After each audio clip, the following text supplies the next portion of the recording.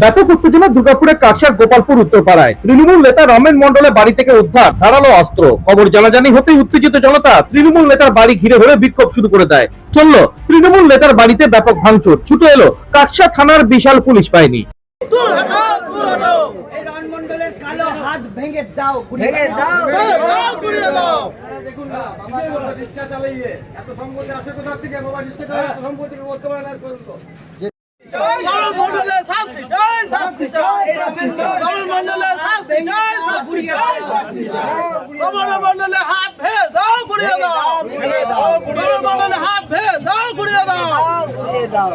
রবিবার সন্ধ্যা নাগাদ কাকসার গোপালপুর উত্তরপাড়ায় তৃণমূল জেলা নেতা রমেন মণ্ডলের বাড়ির সামনে জড়ো হয় উত্তেজিত জনতা।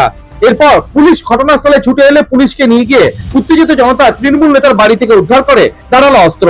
এরপরই উত্তেজিত জনতা উদ্ধার হওয়া অস্ত্র সবাইকে দেখানোর জন্য দাবি জানাতে থাকে। আইন মোতাবেক এই কাজ সম্ভব নয় বলে পুলিশ জানিয়ে দেওয়ার পরই উত্তেজিত জনতা পুলিশকে ঘিরে ধরে বিক্ষোভ শুরু করে দেয়।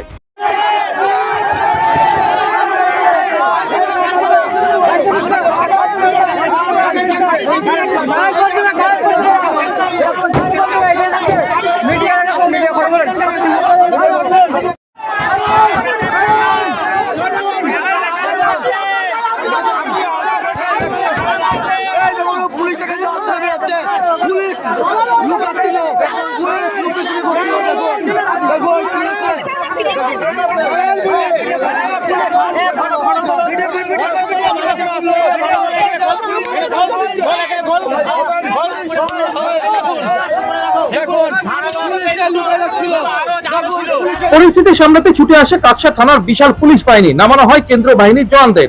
অভিযোগ, ভোটের পর হিংসা ছড়াতে এই অস্ত্র নিজের বাড়িতে মজুত করে রেখেছিল জেলা তৃণমূল নেতা রমেন মণ্ডল। তৃণমূল নেতার বিরুদ্ধে ক্ষোভে ফেটে পড়েন উত্তেজিত জনতা। 21শে ভোট পরবর্তী হিংসায় এই তৃণমূল নেতা গ্রামে ব্যাপক অত্যাচার চালিয়েছিল বলে অভিযোগ করেন স্থানীয় বাসিন্দারা। এই রমেন মণ্ডল এক সময় সেটা লুঙ্গি পরে থাকতো, লোকের কাছ থেকে বিড়ি চেয়ে খেত, লোকের কাছ থেকে একটু খৈনি চেয়ে খেত। এই রমেন মণ্ডল টিএমসি আসার পরে, ক্ষমতায় আসার পরে রমেন মণ্ডল ফেপে ফুলে মানে একাকার হয়ে যায়। সেইখানে ওর ঘর, এই যে ঘর মাটির ঘর ছিল, এখন এই ঘর দোকান, বড় ব্যবসা বারাসাতে ঘর করছে। এখন আপাতত বর্তমান বারাসাতে ঘর করছে, জায়গা নিয়ে বারাসাতে আছে। এখন বারাসাতে রয়েছে, ঘরটা করছে বারাসাতে। হ্যাঁ, ঘর থেকে পাওয়া গেছে। আমাদের কাছে খবর ছিল যে আগ্নেয়াস্ত্র আছে, কিন্তু সেইখানে পাওয়া গেছে হলো ধারালো অস্ত্র। দাও, ঠিক আছে, আমরা এখনো ঘর সার্চ করি না। ঘর যদি সার্চ করা হয় ঘর থেকে অস্ত্র পাওয়া যাবে। এই বাড়িটি হচ্ছে তৃণমূলের নেতা রমেন মণ্ডলের। সেই রমেন মণ্ডল দিনের পর দিন, তৃণমূল যবে থেকে ক্ষমতায় এসছে, দিনের পর দিন মানুষের ওপর অত্যাচার চালিয়েছে। আগ্নেয়াস্ত্র দিয়ে অত্যাচার চালিয়েছে, প্লাস এমনি দা কাটারি দিয়েও লোককে ভয় দেখিয়েছে। আজকে সবার বিক্ষুব্ধ জনতা যখন ওদের বাড়িতে আসে, যখন হিসাব নিতে ওকে ধরতে ওর কাছে আসে, তখন দেখে যে ওর বাড়িতে ধারালো অস্ত্র পাওয়া যায়, পশু জবাই করা অস্ত্র পাওয়া যায়। আর মানুষ এরকম আশঙ্কাও করছে যে ওর বাড়িতে আগ্নেয়াস্ত্রও আছে। তো ওকে খুঁজতে, ওর কাছ থেকে এই দুর্নীতি থেকে শুরু করে সাধারণ মানুষের উপর যে অত্যাচার হয়েছে দিনের পর দিন, সব কিছুর হিসাব নিতে মানুষ আজকে এসেছিল।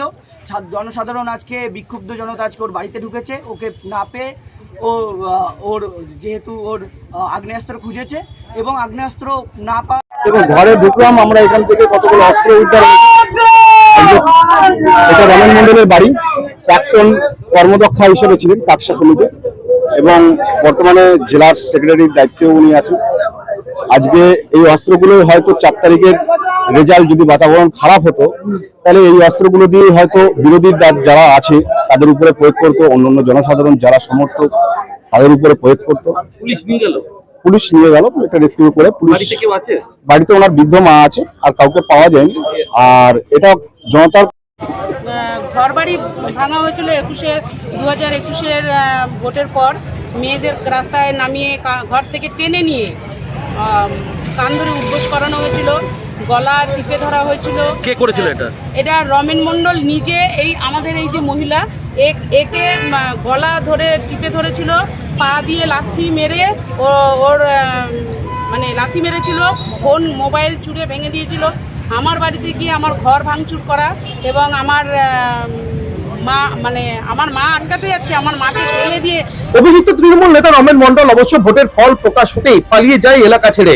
ঘটনার জেরে টানটান উত্তেজনা দুর্গাপুরের গোপালপুরের উত্তরপাড়ায়।